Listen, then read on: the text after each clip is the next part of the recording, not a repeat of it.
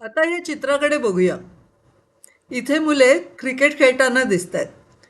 The boys are playing cricket. Playing म्हणजे खेळणं. राम आहे तो बॅटिंग करतोय. Ram is batting. Ketan bowling करतोय. Ketan is bowling. अश्विन आहे इकडे. अश्विन फिल्डिंग करतोय. Ashwin is fielding. The boys are enjoying game of cricket. Enjoying म्हणजे काय, खूप मज्जा आली आहे त्यांना क्रिकेटच्या गेमची. The boys are enjoying game of cricket. आता या मुली दोरीवरच्या उड्या मारतायत. The girls are playing in the garden. या मुली कुठे खेळत आहेत? गार्डनमध्ये खेळत आहेत. ही कियारा आहे आणि ही सोहा आहे आणि त्यांनी दोरी धरलेली आहे. होल्डिंग म्हणजे काय, धरणे. Kiara and Soha are holding the rope. Sania वरती उड्या मारते. Sania is jumping over the rope. Rope म्हणजे दोरी, जम्पिंग म्हणजे उडी मारणे. इट इज इव्हनिंग आणि वेळ आहे संध्याकाळची. It is evening. आणि इकडे सगळे बसलेले आहेत बघा बाकड्यावरती. ते हा गेम बघत आहेत. वॉचिंग म्हणजे पाहणे. There are people watching the game. आता हे चित्र पाहूया. इथे मुली बॅडमिंटन खेळत आहेत. The girls are playing badminton. Geeta and Meena are on one side.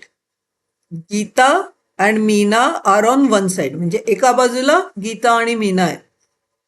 Tina and Shilpa are on the other side. Tina आणि शिल्पा दुसऱ्या बाजूला आहेत.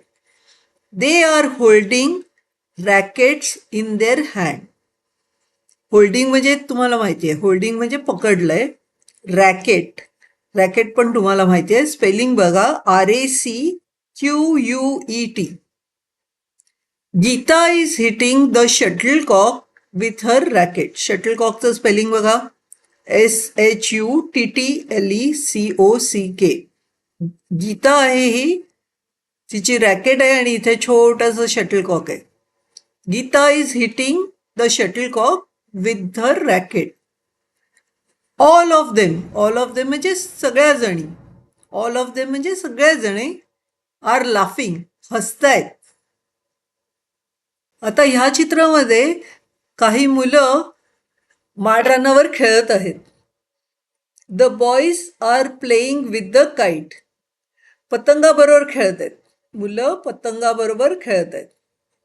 हा मोहन आहे, त्याच्या हातामध्ये भला मोठा पतंग आहे. Mohan is holding a big kite in his hand. The kite has a long tail. हा जो पतंग आहे त्याला लांबलचक शेपूट आहे. शेपटीला काय म्हणतात? Tail. There are other kites flying in the sky. Other kites म्हणजे इतर. There are other काईट्स.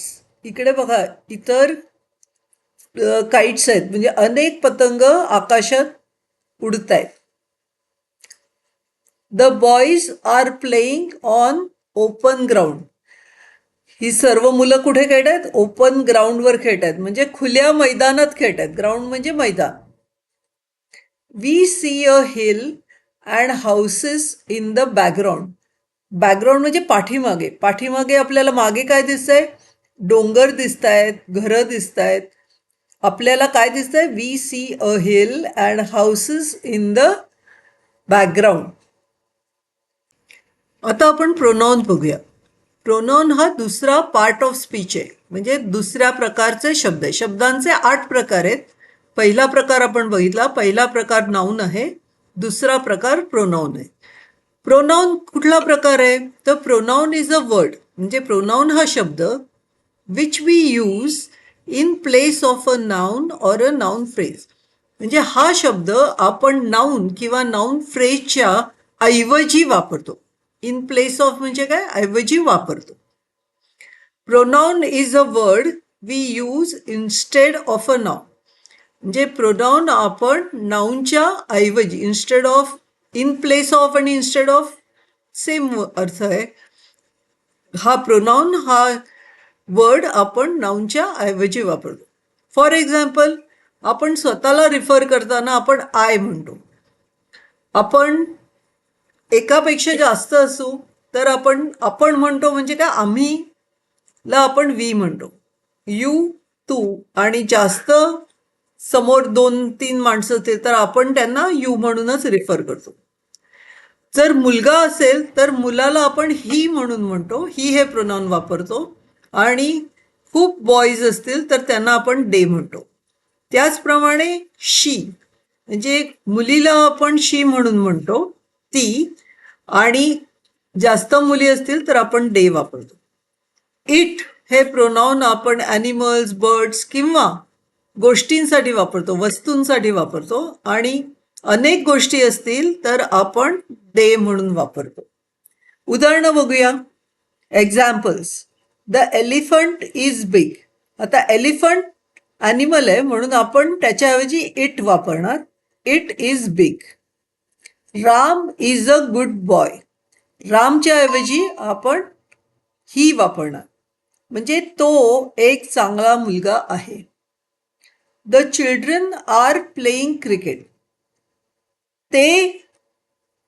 ते क्रिकेट खेळत आहेत. तर चिल्ड्रनच्या ऐवजी आपण दे वापरलं. अजून काही प्रोनाउन्सची उदाहरणं पाहूया. Ram is batting. रामच्या ऐवजी ही येणार. He is batting. Ketan is bowling. केतनच्या ऐवजी ही येणार. He is bowling. The girls are playing in the garden. गर्ल्सच्या ऐवजी दे येणार. They are playing in the garden. Kiara and Soha are holding the rope. कियारा आणि सोहा दोघींच्या ऐवजी दे येणार. They are holding the rope. Sania is jumping over the rope. सानियाच्या ऐवजी शी येणार. शी is jumping over the rope. Tina is hitting the shuttlecock with her racket. तर टीनाच्या ऐवजी काय येणार? She. She is hitting the shuttlecock with her racket. आता प्रोनाउन्सचे आणखीन काही शब्द पण आहेत. माईन म्हणजे माझे. हिज म्हणजे त्याचे. हर तिचे. अवर म्हणजे आपले. युअर तुमचे किंवा तुझे. देअर, देअरचं स्पेलिंग बघा, THEIR, त्यांचे. This, these, that, those, here, there. हा देअर आणि हा हिअर वेगळा आहे म्हणून इकडे मुद्दामून दाखवलंय. हिअर म्हणजे इकडे, देअर म्हणजे तिकडे. त्याचं स्पेलिंग बघा कसं असतं. THERE म्हणजे तिकडे, आणि THEIR देअर म्हणजे त्यांचे. आता आपण हिज, हर वगैरे ह्या शब्दांचा प्रयोग कसा केला जातो, ही प्रोनाउन्स कशी वापरली जातात हे पाहूया. तर धिस इज सीताज बुक म्हणजे हे सीतेचं पुस्तक आहे. तर इकडे सीताऐवजी शी न येता सीताज आहे म्हणून ते हर बुक होईल. This is Sita's book. That is Ram cycle म्हणजे रामची सायकल आहे म्हणून रामचीच्या ऐवजी प्रोनाउन कुठलं होईल? His. That is his cycle. This is our family's house म्हणजे हे आमच्या फॅमिलीचं घर आहे. तर त्याच्याऐवजी काय होईल? आर होईल. This is our house. I like the children's toys. मला मुलांचे खेळ आवडतात. I like their toys. तर तिकडे THEIR देअर वापरले. तर धिस म्हणजे हा, ही, हे पण आपण एक प्रकारचं प्रोनाउन म्हणून वापरतो. हे आपण कशासाठी वापरतो? जेव्हा गोष्ट आपल्या जवळ असते तेव्हा. दिस इज माय पेन. आपल्या हातात पेन असतं तेव्हा आपण काय बोलतो? दिस इज माय पेन. जर तीच गोष्ट दूर असली, म्हणजे चांदणी ती दूर आहे, फार म्हणजे दूर, मग आपण त्याला दॅट म्हणतो. आणि तो असू दे, ती असू दे किंवा ते असेल तरी आपण त्याला दॅटच म्हणतो. That is a star. These म्हणजे जवळ असणाऱ्या अनेक गोष्टी यांना आपण दीज म्हणतो. Used for many things that are near. These are my books. This is my books नाही म्हणत, आपण काय म्हणतो, दीज आर माय बुक्स. म्हणजे इजचा इकडे आर झालाय, दिसचा इकडे दीज झालाय. Those, use for many things that are far. दूरच्या गोष्टींसाठी, अनेक दूरच्या गोष्टींसाठी आपण दोज वापरतो. Those are birds. ते पक्षी आहेत. तर दॅटचा दोज होतो, एकाचं अनेक होतं आणि इजचा आर होतो.